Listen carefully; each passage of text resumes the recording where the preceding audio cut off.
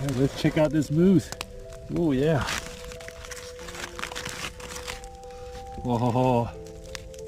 Oh, that's actually pretty soft. Oh, I think I nailed that. Look at that beautiful piece of moose meat. Oh, that's so good.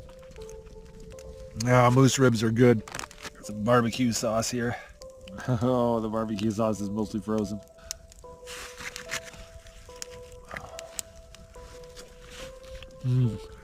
That came out just perfect. Oh, that's good. There we go. That was delicious. Oh man, I was so hungry. Well, all right, guys, it's 10:30. Got a belly full of food.